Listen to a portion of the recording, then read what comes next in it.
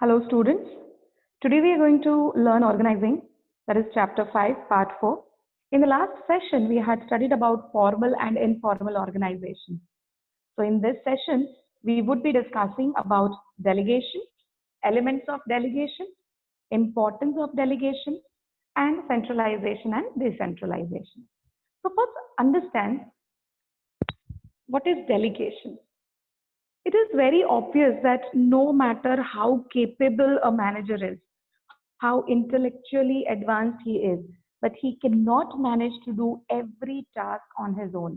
He would, of course, require certain subordinates and the colleagues so that he can have the smooth functioning of work. Now, to meet the organizational goal, focusing on the objective and ensuring that all the work is accomplished, he has to delegate certain authority and responsibility. So delegation refers to transfer of authority from superior to subordinate.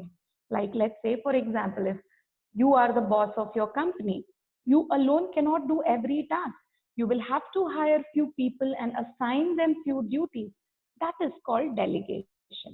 So delegation enables the manager to use his time on high priority activities, which means that if I'm the boss, if I'm delegating all the authority and responsibility and the work, I'm distributing it among my subordinates. Now I can focus on the high priority activities or on important activities. Of course, delegation also satisfies the subordinate's needs. When people are working under you, they would also want some amount of authority, some amount of responsibility. So, delegation will satisfy the subordinate's need for recognition and provide them with opportunities to develop themselves and also achieve the objectives of the organization along with their interests. Now, delegation does not mean abdication. Of course, if you are the boss and if you are delegating the work to someone else, it is your responsibility to get that work done on time. If there are any loopholes or if there are any problems in accomplishing that particular task or activity, then of course the boss is answerable or the manager is answerable. So the manager shall still be accountable for the performance of the assigned task. Managers just cannot get away with the saying that I had assigned the duty to subordinate. If he has not performed the task, that is not my problem. No, manager cannot say so because ultimately at the end of the day, it is the manager, it's his responsibility to get the work done. So the authority granted to subordinate can be taken back and redelegated to another person if there is any failure in the accomplishment of task. Now, what are the elements of delegation?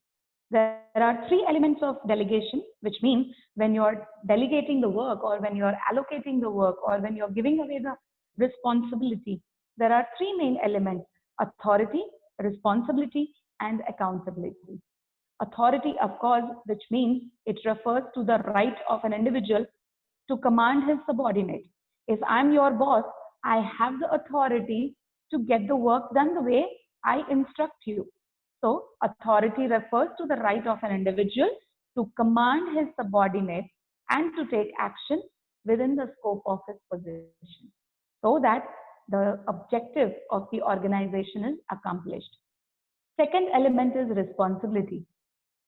You should always remember that authority always comes with responsibility. It's not possible that you have the authority and you don't have responsibility. So both go together. So responsibility is the obligation of a subordinate to properly perform the assigned duty because you are accountable, you are answerable. And that is the third element, that is accountability. So delegation of authority undoubtedly empowers an employee to act, of an employee to act for his superior. But the superior would still be answerable for the outcome, as I just explained you, that no matter what, manager is answerable or accountable for the all the activities which are undertaken by the subordinates. Now, why this delegation is so important? What are the importance of delegation? When you delegate the work, it helps you to have the effective management.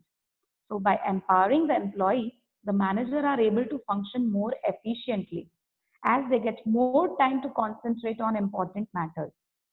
If being a boss, if you have n number of activities to do, of course you will list down the most important activity and you will try to focus on those most important activity, and the rest of the activity you would try to allocate or delegate to your subordinate. Because if you keep on doing all the activities on your own, then you will end up losing working on the important matters. So importance of delegation is that it gives you effective management. The second importance is that employee development. Now, of course, when you delegate a job, it allows them to develop those skills which will enable them to perform the task and assume those responsibilities which will improve their career prospect. Like, let's say, for example, if you are the boss and if I'm your subordinate, if you have given me certain amount of responsibility along with authority, I would be answerable. I'll become more responsible now because I'll have a feeling that I have to perform this task very well so that it can give me growth and fame in my organization. So it would obviously help for employee development. The next importance is that motivation of employee. Delegation, of course, helps in developing the talent of employee, because when you delegate the authority and responsibility, it has a psychological benefit. Because let's say, for example, if boss gives you an authority that, I'm just giving a name just for an example, like let's say, for example, Srishti, you are responsible to accomplish this task. So you have to take care of this project. You will be leading this project. Now, how Srushti as an employee would feel? Srushti as an employee, she would feel very responsible. And of course, at the same time, it would have a psychological positive effect that, oh, boss, trust me. That's the reason he has given me this project. So this would motivate the employee when there is a proper delegation of work. The next benefit or importance is facilitation of growth. Delegation helps in expansion of organization by providing a ready workforce to take up a leading position in new venture. Just now I gave you the example for growth, that ultimately this positive impact will help the employee to not only their individual growth, but also the organizational growth. Because now they would try to work more hard and to have more productive results. Now, the another importance is that delegation is the basis for management hierarchy. So, delegation of authority establishes superior subordinate relationship, which would have a proper channel of communication. Now, proper delegation would also help to have a better coordination. There would be no overlapping or duplication of work, which is very important for any organization. Because when the activities are repeated by, or let's say, for example, when the same job is done by two different employees because there was lack of command, lack of instruction, or lack of information, that would have duplication of work, which is ultimately going to harm the organization in terms of cost. So there would be increase in cost of production. So when you have proper delegation, it would help to avoid overlapping of duties and duplication of work. Now, I hope you're clear with delegation. Now let's move on to decentralization. What is decentralization? First, let me give you an understanding of centralization. When all the instructions, all the information, all the decisions are taken by the top management, or let's say from the topmost people, and those instructions, rules, regulations, decisions, even in day-to-day life, all the decisions are taken by one single authority or top management, and then the instructions are given over to the rest of the people. That is centralization. So decentralization means that these authorities and responsibilities are distributed among the various heads. Like, let's say, for example, if particular XYZ company, they have different branches in different zones or territory wise, they are spread all over India.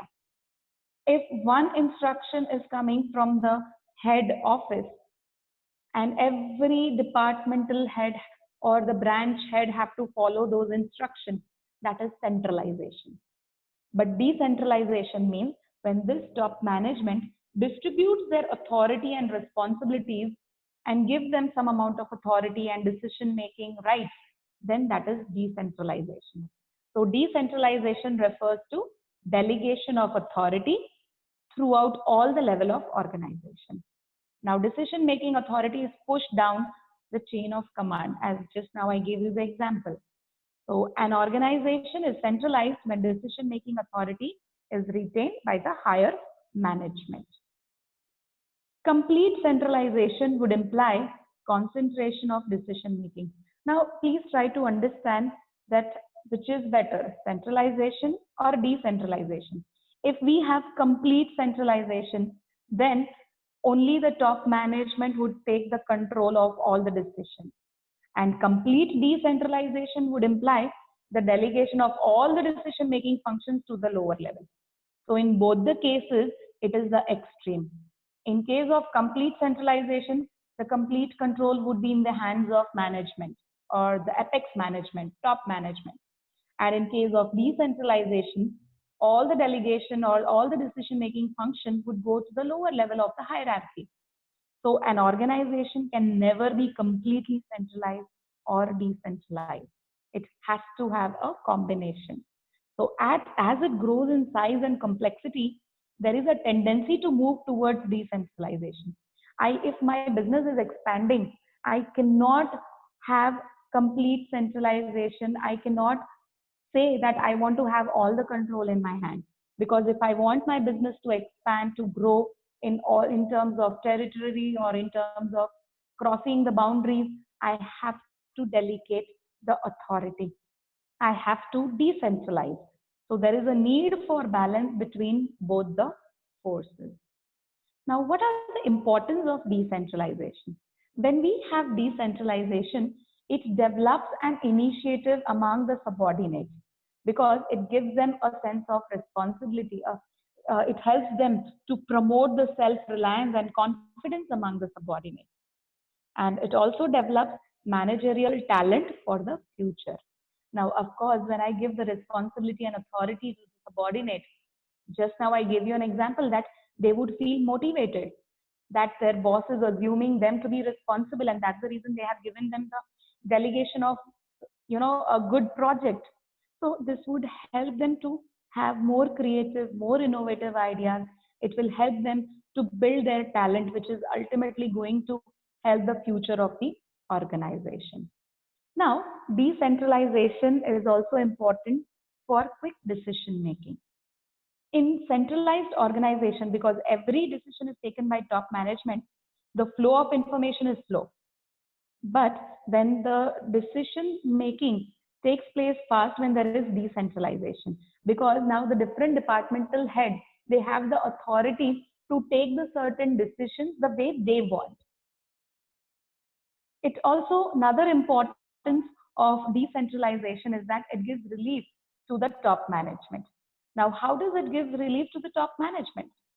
Centralization diminishes the amount of direct supervision exercised by the superior over the activities of subordinate, which means now the top management does not have to constantly focus on what the rest of the people are doing because he has distributed the authority. Now the supervisor will take care of their subordinates and the activities which are done by them.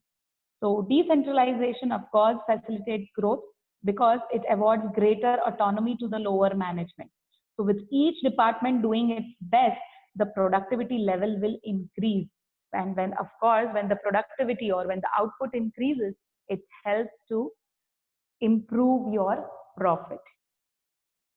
Now, of course, decentralization would also make it possible to evaluate the performance at each level and each department, which means that you can actually compare the estimated performance with the, or you can say that you can measure or compare the actual performance with the estimated one, or your the goal which you had already set. You can compare both. Now, decentralization must always be balanced, as I said, with centralization in the areas of major policy decisions. So there has to be a proper balance of centralization and decentralization. The difference between the two is very clear. We can say that centralization is more appropriate in stable environmental conditions, especially when the organization is small. But if the environment is complex and uncertain, then you need to have decentralization. In case of centralization, if the lower managers are not very competent or experienced enough to take the decision, organization needs to have centralization. But if you have more competent employees or the manpower, then it's always better to go for decentralization. If the lower level managers are not particularly interested in having their say in decision making, it is better to follow decentralization. So we can say that centralization is needed if the decisions to be taken are significant ones. And if we talk about decentralization or relatively minor decision, organization may go for decentralization. To run the big organization effectively, of course, centralization is required. And if your organization is multi-located and you have n number of branches or at a different geographical location, you need to have decentralization. So this is about delegation and decentralization and centralization and decentralization. Thank you very much. I hope you are clear with the concept of delegation, decentralization, and centralization. Thank you.